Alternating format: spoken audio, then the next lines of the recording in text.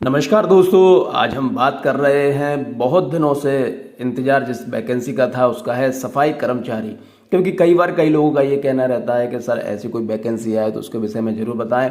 तो जी हाँ, राजस्थान सरकार स्वायत्त शासन विभाग राजस्थान जयपुर में सफाई कर्मचारी पद की सीधी भर्ती हेतु विज्ञापन जारी कर दिया है 1 मार्च 2024 को। और बहुत अच्छी बात यह है कि ये वैकेंसी बहुत ज़्यादा मात्रा में है। वैसे वैकेंसी हम देखते हैं तो 2 पद, 5 पद, 10 पद, बहुत सारे पद हैं। बिल्कुल ध्यान से विज्ञापन को देखिए, ध्यान से इस वीडियो को देखना, क्योंकि जिससे आपको पूरी चीजें समझ में आ जाएं। ध्यान से देखना, क्योंकि होता क्या है, या तो आपको ये नोटिफिकेशन पढ़ना पड़ेगा, तो पढ़ें, पहले वीडियो देख लें, उसके बाद उसको पढ़ लें, तो ज्यादा चीजें आपको समझ में आ जाएंगी। और मैं एक एक चीज को बारीकी से बताऊंगा, कुछ भी, हालांकि वीडियो बहुत बड़ा होने वाला है, इसको ध्यान से देखना। राजस्थान नगर पालिका सफाई कर्मचारी सेवा नियम 2012 के अंतर्गत राज्य की 186, ध्यान से देखिए, 186 नगरीय निकायों के निकायवार विज्ञापित कुल सफाई कर्मचारियों के 24,797, लगभग 24,800 मान लें अपन इसे, तो 24,797 रिक्त पदों पर सीधी भर्ती हेतु इच्छुक निर्धारित योग्यताधारी अभ्यर्थी से ऑनलाइन आवेदन पत्र आमंत्रित किए जाते हैं। अभ्यर्थियों से निकायवार विज्ञापित पदों के लिए आवेदन दिनांक 4 मार्च 2024 से दिनांक 24 मार्च 2024 तक रात्रि 11:59 बजे तक लिए जावेंगे तथा ऑनलाइन आवेदन पत्र में आवेदक द्वारा की गई त्रुटियों में यदि आपने कोई गलती है, फॉर्म भरने में गलती कर दी है, तो 27 तारीख से 2 अप्रैल तक रात को 11:59 बजे तक संशोधन किया जा सकता है। नगरीय निकायों में सफाई कर्मचारी रिक्त पदों का वर्गवार विवरण विभागीय वेबसाइट है, ये वेबसाइट है isg.urban.rajasthan.gov.in पर उपलब्ध है, आपको पूरी जानकारी मिल जाएगी। चलिए अब हम आगे बढ़ते हैं। आवेदन प्रक्रिया, विभाग द्वारा ऑनलाइन आवेदन पत्र लिए जाएंगे जिन्हें राज्य के निर्धारित ई मित्र कियोस्क, जो ई मित्र कियोस्क हैं, जो कंप्यूटर की जो शॉप होती है, जो दुकान है, हम जैसे दुकान कहते हैं, और उनके पास जाके ई मित्र कियोस्क या जन सुविधा केंद्र, जिसको सीएससी केंद्र कहते हैं हम, अथवा स्वयं के स्तर से यदि आप स्वयं भी बनना चाहें तो एसएसओ पोर्टल के माध्यम से भरा जा सकता है। ऑनलाइन आवेदन पत्र भरने से पूर्व सर्वप्रथम अभ्यर्थी विस्तृत विज्ञापन का अध्ययन आवश्यक रूप से कर लेवे, तदुपरांत ही अभ्यर्थी ऑनलाइन आवेदन करे। इस चीज का हम हमेशा ये कहते हैं कि जब भी आपको ऐसा हो तो सबसे पहले आप जो भी जॉब अगर करने का इच्छुक है तो सबसे पहले उसका नोटिफिकेशन पढ़िए, उसका पूरा विज्ञापन पढ़िए, कहीं पर भी गलती मत करिए, क्योंकि छोटी सी गलती आपकी पूरी जॉब को खत्म कर सकती है। इसलिए ध्यान से देखिए। ऑनलाइन आवेदन करने के लिए अभ्यर्थी को विभाग के ऑनलाइन पोर्टल, जो पोर्टल है isg.urban.rajasthan.gov.in पर उपलब्ध अप्लाई ऑनलाइन जहां पर लिखा हुआ है, देखिए, अगर आपको कंप्यूटर में कोई दिक्कत है, आपको नहीं भरना आ रहा, तो सबसे बढ़िया काम है ई मित्र के उसके पास चले जाओ या जन सुविधा केंद्र पर चले जाओ, भैया हमारा फॉर्म भर दो। अगर आपको लगता है कि नहीं हम कर सकते हैं तो आप isg.urban.rajasthan.gov पर जाइए, अप्लाई ऑनलाइन लिंक को क्लिक करिए, अथवा या फिर एसएसओ पोर्टल भी है, sso.rajasthan.gov.in से लॉगिन कर सिटीजन एप्स G2C में उपलब्ध रिक्रूटमेंट पोर्टल का चयन करना होगा। ऑन गोइंग रिक्रूटमेंट सेक्शन के अंदर सफाई कर्मचारी भर्ती 2024 का लिंक आएगा, जिस पर क्लिक करने पर आवेदन फॉर्म पर आवेदन करना होगा। यहाँ यह महत्वपूर्ण है कि अभ्यर्थी का 1 टाइम रजिस्ट्रेशन होना अनिवार्य है। OTR एक सिस्टम होता है जो कि अनिवार्य है यहाँ पर रजिस्टर्ड होना। न होने की स्थिति के द्वारा अभ्यर्थी को सबसे पहले OTR करना है, यानी 1 टाइम रजिस्ट्रेशन किया जाना होगा। तत्पश्चात भर्ती के लिए आवेदन करना होगा। प्रथम बार 1 टाइम रजिस्ट्रेशन करने हेतु अभ्यर्थी के नाम, जन्मतिथि, लिंग एवं Aadhaar card, PAN card, voter card, driving licence ID, जन आधार कार्ड में से किसी एक आईडी प्रूफ के विवरणों का इंद्राज एवं डॉक्यूमेंट्स अपलोड करने अनिवार्य होंगे। अभ्यर्थी द्वारा 1 टाइम रजिस्ट्रेशन OTR की प्रक्रिया पूर्ण होने के पश्चात OTR प्रोफाइल में स्वयं के नाम, पिता के नाम, जन्मतिथि, लिंग का विवरण एवं आधार कार्ड या पैन कार्ड या वोटर कार्ड या ड्राइविंग लाइसेंस आईडी विवरण में किसी एक प्रकार का संशोधन किया जाना संभव नहीं होगा। मैं आपसे क्या कह रहा हूं, जब भी फॉर्म भरें बहुत ज्यादा सोच समझ कर भरें, क्योंकि एक बार यदि आपने जो चीजें भर दी हैं फिर वो दोबारा सही नहीं होंगी, इसलिए आप परेशान होंगे। इसके लिए आप एक बार में ही सही काम कर लें। चलिए अब हम आगे बढ़ते हैं।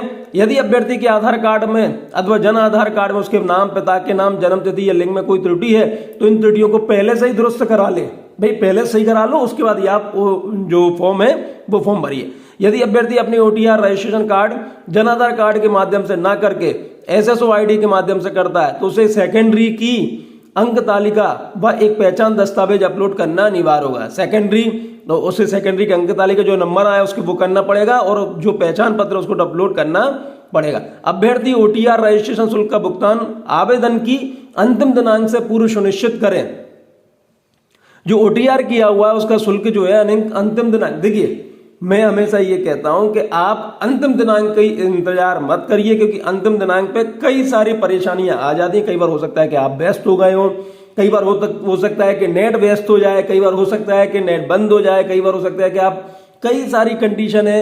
मेरे पास ऐसे कई सारे कॉल्स आते हैं जो बताते हैं सर ये दिक्कत। इसलिए आप जैसे वीडियो देखें आप कोशिश करें कि 1 या 2 दिन में या बल्कि तुरंत डॉक्यूमेंट्स कलेक्ट करें और ई मित्र के पास चले जाएं, जिसकी जिम्मेदारी स्वयं अभ्यर्थी की होगी। यदि ट्रांजैक्शन में कोई परेशानी होती है तो आवेदक अपने स्वयं का मोबाइल नंबर या ईमेल आईडी दर्ज करे। अपना स्वयं का ईमेल आईडी दर्ज करना है आपको, किसी दूसरे का नहीं करना है, क्योंकि इसी पर पूरी जानकारी आपको मिलेगी, ईमेल आईडी और मोबाइल नंबर तथा इसे नहीं बदलना नहीं है। और महत्वपूर्ण सूचनाएं आवेदन में दर्ज मोबाइल नंबर एवं ईमेल आईडी पर ही भेजी जाती हैं।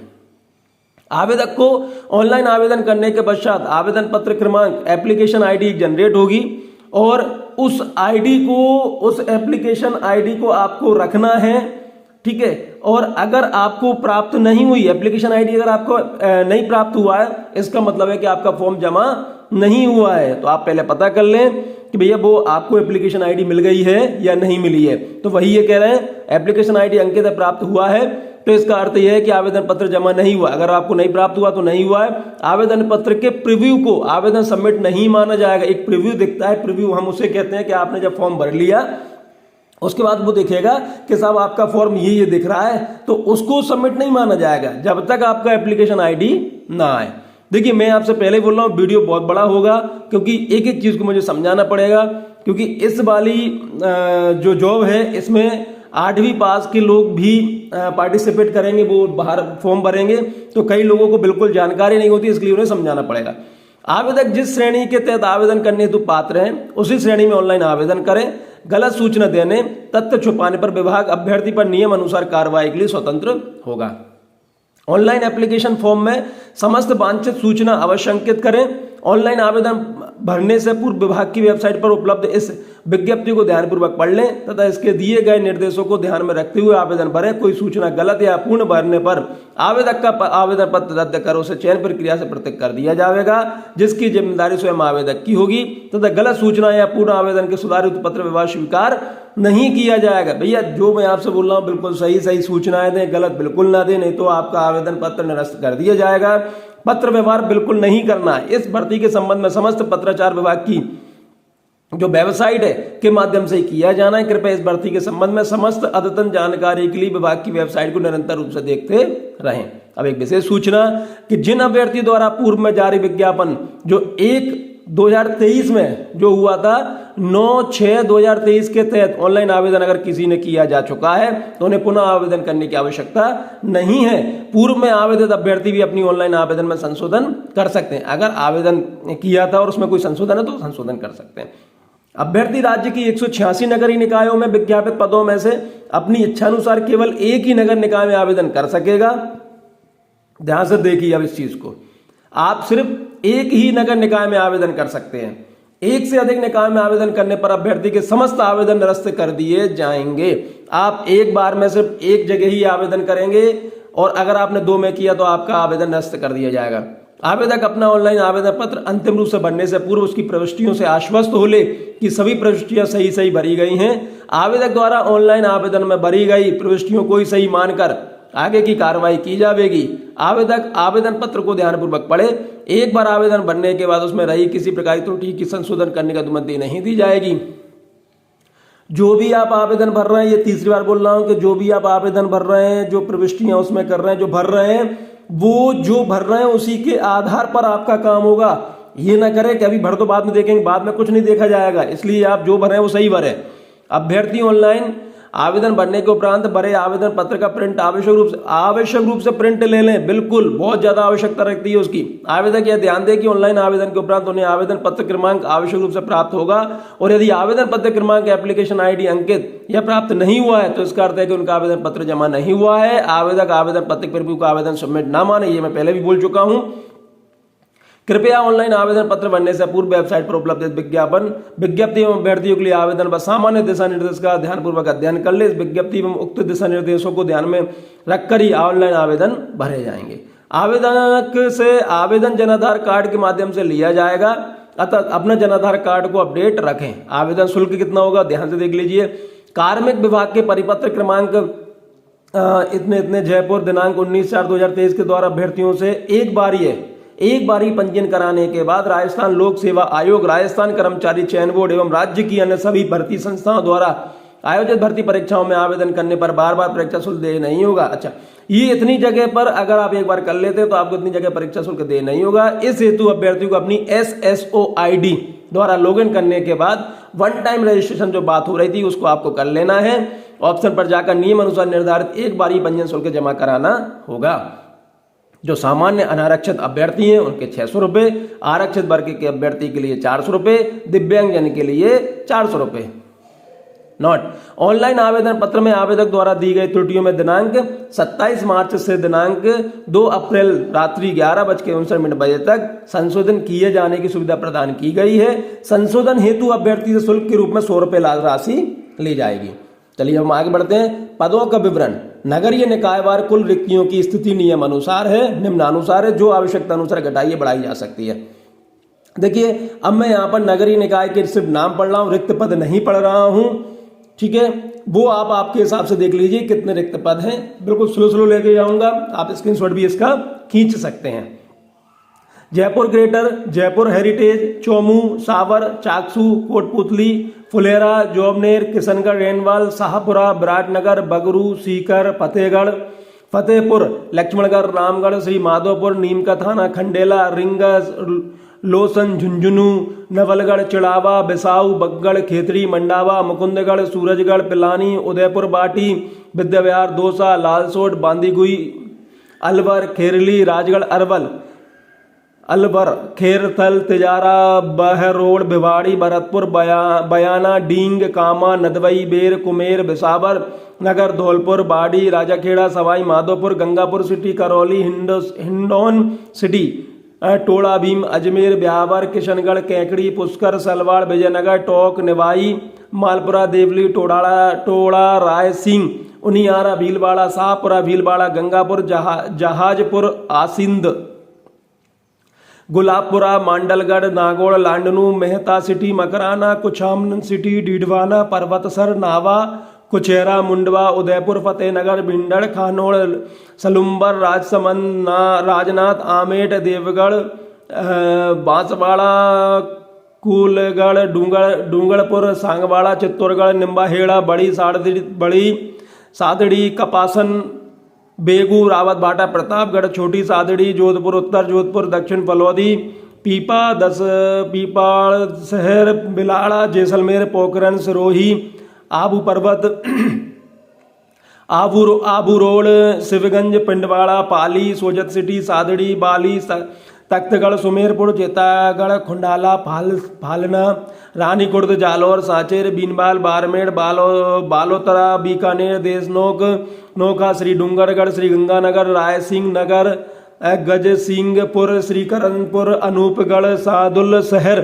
सूरतगढ़, पदमपुर, केसरी सिंहपुर, हनुमानगढ़, नौहर, पीलीबंगा, भादरा, संगरिया, रावतसर, चुरू, रतनगढ़, सुजानगढ़, सरदार शहर, राजगढ़, चुरू, छापर, बींदा शहर, राजल, देसर, तारानगर, रतन नगर, कोटा उत्तर, कोटा दक्षिण, कैथून, सांगोद, राजगंज मंडी, बारा, छबड़ा, मांगरोल, अंता, जाड़ाबार, भवानी मंडी, जालरा, पाटन, बिनाबा, अकलेरा, बूंदी, लाखेरी के पाटन, नैनवा, कापरेन, इंद्रनगर। कुल 24,797 वैकेंसी है। 186 नगर निकाय है। निकायवार कुल रिक्तियों का विवरण पृथक से विभाग की वेबसाइट पर उपलब्ध है। अभ्यर्थी विभाग की वेबसाइट पर निकाय के रिक्त पदों का श्रेणीवार वर्गीकरण देखकर ही आवेदन करें, क्योंकि नियम अनुसार आरक्षण देय है। लंबवत रूप से आरक्षण पदों में क्षेत्र रूप से आरक्षण पद शामिल है। अनुसूचित क्षेत्र के उक्त रिक्त पदों के लिए केवल राजस्थान राज्य के अनुसूचित क्षेत्र के स्थानीय निवासी ही आवेदन कर सकेंगे। अनुसूचित क्षेत्र के आवेदक ऑनलाइन आवेदन में अनुसूचित क्षेत्र के कॉलम में स्पष्ट रूप से अंकित करें। अनुसूचित क्षेत्र के कॉलम में अंकन नहीं करने की स्थिति में उनके आवेदन पर अनुसूचित क्षेत्र के पदों के लिए विचार नहीं किया जाएगा। महिला, भूतपूर्व सैनिक, उत्कृष्ट खिलाड़ी एवं विशेष योग्यजन के लिए आरक्षित पदों का आरक्षण क्षैतिज आधार पर होगा, अर्थात जिस वर्ग का अभ्यर्थी होगा उसी वर्ग में समायोजित किया जाएगा। विज्ञापन जारी होने के उपरांत विज्ञापित पदों की संख्या में कमी या बढ़ोतरी की जा सकती है एवं आरक्षण संबंधी प्रावधान के राज्य सरकार के नवीनतम नियमों के अनुसार परिवर्तन किया जा सकता है। विशेष सूचना में अब हम पढ़ते हैं कि कार्मिक का विभाग की अधिसूचना दिनांक 17/1/2013 के अनुसार किसी वर्ष विशेष में सीधी भर्ती के लिए राजस्थान के अनुसूचित जाति, अनुसूचित जनजाति के पात्र एवं उपयुक्त अभ्यर्थी उपलब्ध नहीं होने की दशा में उनके लिए इस प्रकार आरक्षित रिक्तियों का तत्पश्चात भर्ती 3 भर्ती वर्षों के लिए अग्नित किया जाएगा। 3 भर्ती वर्षों की समाप्ति के बाद पश्चात ऐसी अग्नित की गई रिक्तियां सामान्य प्रक्रिया के अनुसार भरी जाएंगी। अगर मान लीजिए विज्ञापन निकला है और अनुसूचित जाति और अनुसूचित जनजाति का कोई पात्र उपयुक्त अभ्यर्थी नहीं आया तो 3 बार उसे आगे बढ़ा दिया जाएगा और उसके बाद उसमें सामान्य प्रक्रिया से भर्ती की जाएगी। यदि किसी भर्ती वर्ष में भर्ती नहीं की जाती तो ऐसे भर्ती वर्ष को उस उपनियम के प्रयोजन के लिए संगठित नहीं किया जाएगा तो उसको नहीं गिना जाएगा। परंतु यह और है कि इस उपनियम के अधीन सामान्य प्रक्रिया के अनुसार रिक्तियों का भरा जाना पद आधारित रोस्टर के अनुसार पदों का आरक्षण को प्रभावित नहीं करेगा और रोस्टर में आरक्षित पदों पर उपलब्ध रिक्तियों को अनुसूचित जातियां तथा स्थिति अनुसूचित जनजाति व्यक्तियों में से भरा जा सकेगा जिनके लिए ऐसी रिक्ति पश्चात भर्ती वर्षों में उपस्थित हों। राजस्थान के अन्य पिछड़ा वर्ग, अति पिछड़ा वर्ग एवं आर्थिक रूप से कमजोर वर्ग के आरक्षित पदों हेतु पात्र एवं उपयुक्त आवेदक उपलब्ध नहीं होने पर इन पदों के नियम अनुसार सामान्य प्रक्रिया से भरा जाएगा। कुल मिलाकर ये कहना चाह रहे हैं कि यदि आरक्षित पद जो है उन पर अगर कोई व्यक्ति नहीं आता है तो उसको सामान्य प्रक्रिया से भरा जा सकता है। महिलाओं हेतु रिक्तियों का आरक्षण क्षैतिज प्रवर्गानुसार 30% होगा। महिला अभ्यर्थियों का आरक्षण उस संबंधित प्रवर्ग में जिसकी भी महिला आवेदक है अनुपातिक रूप से समायोजित किया जाएगा। किसी वर्ग आरक्षित पद, सामान्य वर्ग, अनुसूचित जाति, अनुसूचित जनजाति, अन्य पिछड़ा वर्ग, अति पिछड़ा वर्ग, आर्थिक रूप से कमजोर वर्ग की पात्र एवं उपयुक्त महिला आवेदक उपलब्ध नहीं होने पर उस पद को उसी वर्ग के पुरुष आवेदक से भरा जाएगा। अब मान लीजिए कोई वैकेंसी निकली है उसमें महिला के लिए आवेदक किया गया और वो नहीं मिलती है तो उसमें पुरुष आवेदक भर दिया जाएगा उसी श्रेणी का। विवाहित महिला आवेदक को अपने पिता के नाम, निवास स्थान, मुआय के आधार पर जारी, अगर कोई विवाहित महिला है तो उसका जो आय का आधार है जारी, अन्य पिछड़ा वर्ग का जो सर्टिफिकेट है, अति पिछड़ा वर्ग का जो नॉन क्रीमी लेयर का प्रमाण पत्र प्रस्तुत करना उसके साथ पिता के नाम का, पति के नाम पर आय के आधार पर जारी प्रमाण पत्र मान्य नहीं किया जाएगा। ध्यान से देख लीजिए, यदि कोई विवाहित महिला है तो उसका जो सर्टिफिकेट जारी होगा पिछड़ा वर्ग का आय का तो वो होगा पिता के आधार पर। महिलाओं द्वारा आरक्षित पदों में निम्न नियम अनुसार 8% पद विधवा एवं 2% परित्यक्त विवाह विच्छिन्न महिलाओं के लिए आरक्षित हैं। यदि पर्याप्त विधवा अभ्यर्थी उपलब्ध नहीं होती हैं तो विधवा के लिए आरक्षित पद को उसी श्रेणी की परित्यक्त विवाह विच्छिन्न महिला से भरा जाएगा। इस प्रकार यदि पर्याप्त परित्यक्त अभ्यर्थी उपलब्ध नहीं होती है तो उसके लिए आरक्षित पद को उसी श्रेणी की विधवा महिला से भरा जाएगा। यदि विधवा एवं परित्यक्त दोनों ही पर्याप्त संख्या में उपलब्ध नहीं होती है तो उसके लिए आरक्षित पदों को उसी श्रेणी की सामान्य महिला से भरा जाएगा। चलिए अब हम आगे बढ़ते हैं और हम आगे बढ़ लेते हैं। भाई देख लीजिए, आप आपके हिसाब से पढ़ लीजिए, भूतपूर्व सैनिकों के हेतु क्या व्यवस्था है वो भी आप देख लीजिए। उसके बाद उत्कृष्ट खिलाड़ी के पदों के हेतु अगर आप उत्कृष्ट खिलाड़ी हैं और आप इस स्थिति में आते हैं तो आपको ये आप देख लीजिए, अगर इसमें से आपने कोई सा गेम्स खेला हुआ है तो आपको इसका बहुत ज़्यादा बेनिफिट होने वाला है, आप इसको ध्यान से पढ़ लीजिए। अब हम आते हैं विशेष योग्यजन या निःशक्त जनों के लिए व्यवस्था। ये देख लीजिए, आपके लिए आरक्षण इस प्रकार इस स्थिति में है तो आप इसको आराम से पढ़ लीजिए, आराम से समझ लीजिए। अगर आप इसमें आते हैं तो आपको भी फायदा होने वाला है। चलिए अब हम आगे बढ़ते हैं। अनुसूचित क्षेत्र के अभ्यर्थी को विशेष निर्देश, इनके लिए निर्देश दिए गए हैं, ये पढ़ लीजिए आप, क्योंकि अब मैं आगे जा रहा हूं और मैं अब आपको बताना चाह रहा हूं अहर्ताएं। सबसे पहली अहर्ता है कि आवेदनकर्ता राजस्थान का मूल निवासी हो। सबसे पहली अहर्ता क्या, सबसे पहली योग्यता क्या है कि राजस्थान का मूल निवासी होना जरूरी है। सफाई कर्मचारी सीधी भर्ती पद हेतु योग्यता, अभ्यर्थी को राज्य की किसी भी नगरीय निकाय, केंद्र अथवा राज्य के किसी भी विभाग, केंद्र अथवा राज्य सरकार के आदेश द्वारा संस्थापित स्वास्थ्य शासी संस्था, राज्य सरकार जो आदेश देता है उसके द्वारा स्वशासी संस्था जो होती हैं संस्था, जैसे अर्ध सरकारी संस्थान में संवेदकों, प्लेसमेंट एजेंसियों या निजी संस्था जैसे कि स्कूलों, कॉलेज, हॉस्पिटल, होटलों, फैक्ट्रियां या घर, दुकानों, मॉल या कोई अन्यत्र स्थानों पर नियमित रूप से सफाई कार्य करने का न्यूनतम 1 वर्ष का अनुभव प्रमाण पत्र आवेदन की अंतिम दिनांक तक आवश्यक है। आपको इसमें सबसे ज्यादा जो जरूरत है वो है कि 1 वर्ष का अनुभव प्रमाण पत्र आपके पास होना चाहिए। इन जगह में से ध्यान से देख लीजिए, विधवा एवं तलाकशुदा महिला को प्राथमिकता दी जाएगी। साथ ही अनुभव प्रमाण पत्र फर्जी पाए जाने पर संबंधित आवेदक की नियुक्ति निरस्त करते हुए अभ्यर्थी के विरुद्ध नियम अनुसार आवश्यक कार्रवाई की जाएगी। चरित्र प्रमाण पत्र, अभ्यर्थी को राजपत्रित अधिकारी या नगर पालिका के अध्यक्ष या विधानसभा या परिषद के सदस्य या संसद सदस्य जो उसका संबंधी नहीं हो से 2 चरित्र प्रमाण पत्र प्रस्तुत करना है, जो कि 6 माह की अवधि में जारी किया गया हो। वेतनमान, राज्य सरकार द्वारा देय 7वें वेतन आयोग के अनुसार सफाई कर्मचारी का वेतनमान पे मैट्रिक्स लेवल 1 निर्धारित है। परिवीक्षा काल में मासिक नियत पारिश्रमिक राज्य सरकार के अनुसार देय होगा। राष्ट्रीयता, भारत का नागरिक, नेपाल का प्रजनन, भूटान का प्रजनन, और ये कंडीशन दी गई है, इस कंडीशन को आप देख लीजिए। आयु सीमा, सफाई कर्मचारी पद हेतु दिनांक 1 जनवरी 2025 को आपकी आयु न्यूनतम 18 वर्ष की हो जानी चाहिए और 40 से ज्यादा की नहीं होनी चाहिए। इस चीज का आप ध्यान से देख लीजिए। अब आपको छूट किस प्रकार से मिल सकती है वो देख लीजिए।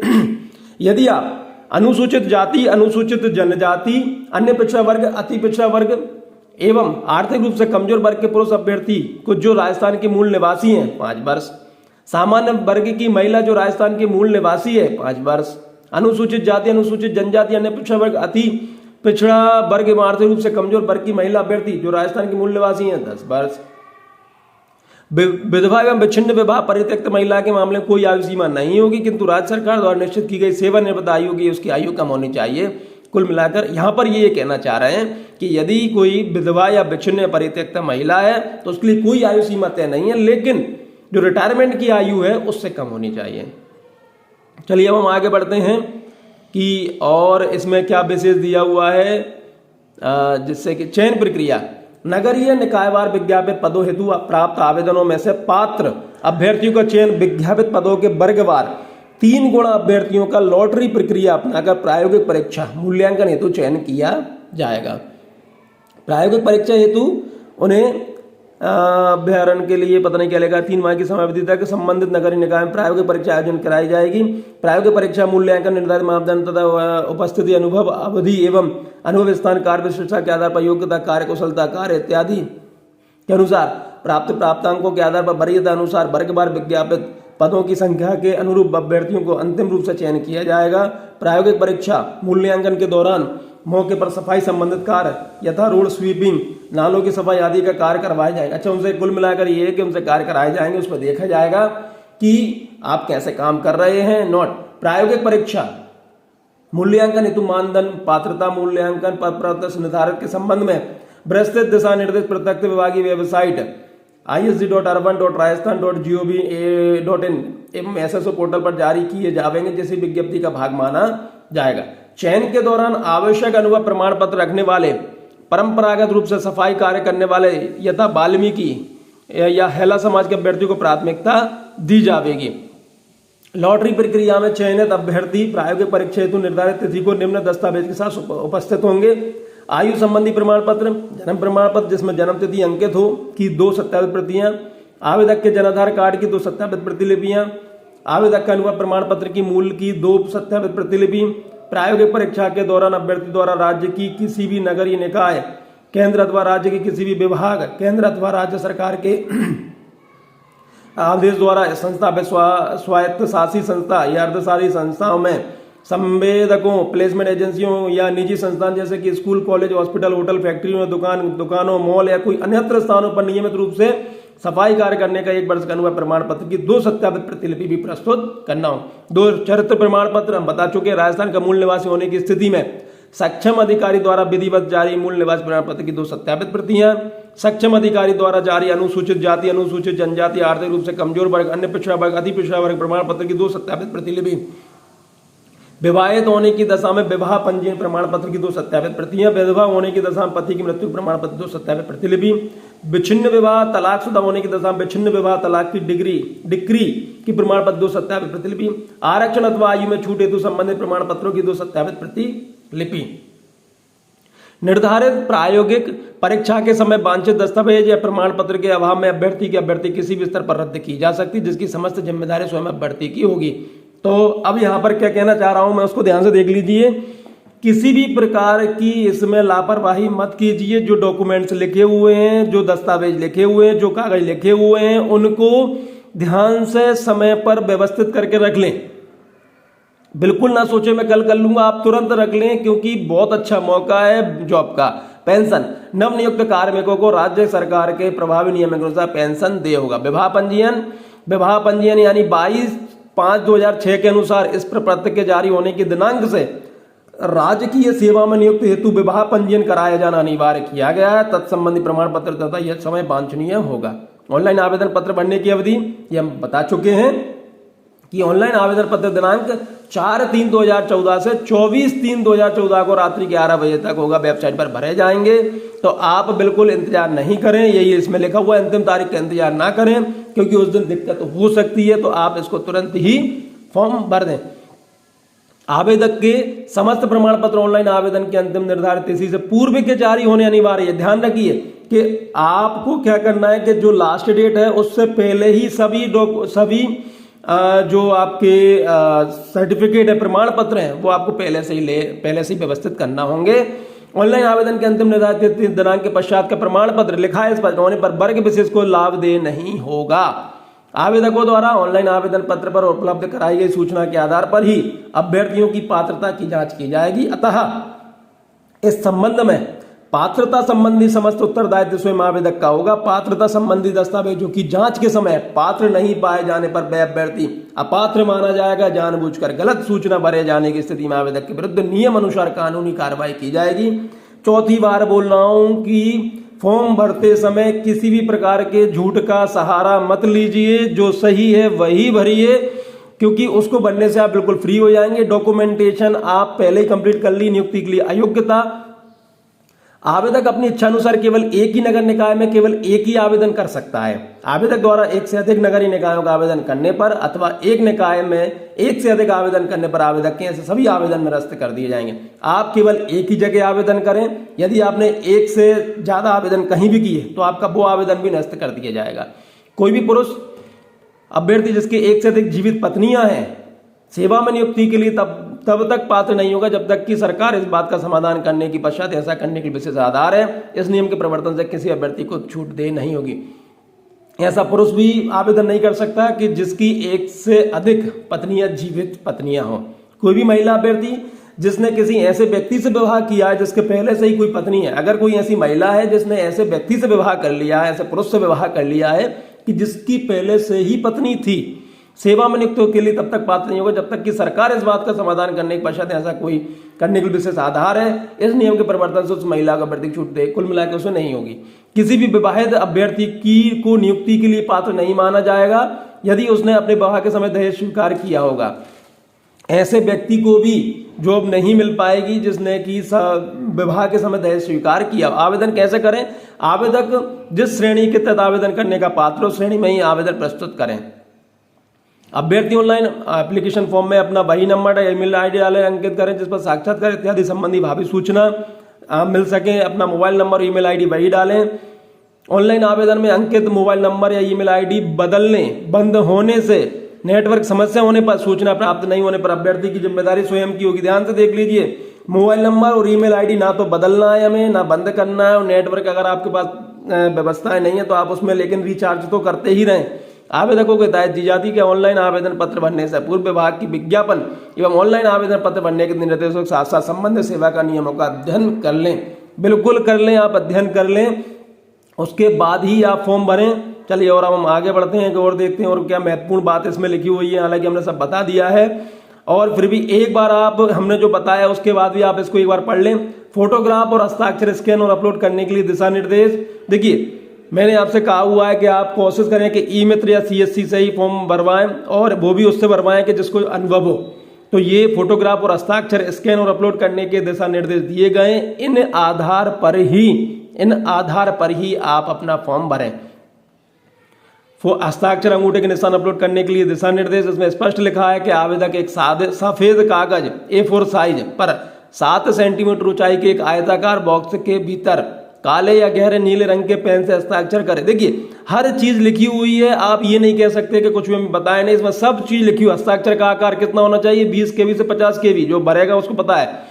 मोबाइल फोन द्वारा लिया गया हस्ताक्षर या फोटोग्राफ स्वीकार नहीं किया जाएगा, इसलिए आप बिल्कुल व्यवस्थित फॉर्म भरिएगा। दस्तावेज में प्रमाण पत्रों के लिए दिशा निर्देश दिए गए हैं। इन दिशा निर्देशों को भी आप बिल्कुल ध्यान से देख लें, ध्यान से पढ़ लें, जिससे किसी प्रकार की कोई परेशानी ना हो। अन्य दिशा निर्देश लास्ट देख लीजिए। अभ्यर्थी को लॉटरी प्रक्रिया एवं प्रायोगिक परीक्षा से संबंधित सूचना अलग से विभागीय वेबसाइट, ये वेबसाइट को आपको निरीक्षण करते रहना है। isc.arvan.rajasthan.gov.in एवं SSO पोर्टल पर अवगत कराया जाएगा। अतः कृपया इस भर्ती के संबंध में समस्त अद्यतन जानकारी के लिए विभाग की वेबसाइट को निरंतर रूप से देखते रहें। चलिए मेरी शुभकामनाएं आपके साथ हैं और यदि इस वीडियो को देखने के माध्यम से आपका सिलेक्शन हो जाता है, आपकी जॉब लग जाती है, और यदि आपको जॉब लगने के बाद टाइम मिले तो हमारे इस वीडियो पर कमेंट्स करके हमें जरूर बताइए कि आपकी जॉब लग गई, तो हम भी आपको शुभकामनाएं प्रेषित कर सकें। हमारा उद्देश्य आपको जानकारी प्रदान करना है, लेकिन नोटिफिकेशन फिर भी आप एक बार पढ़ लेना। चलिए बहुत बहुत धन्यवाद, थैंक यू।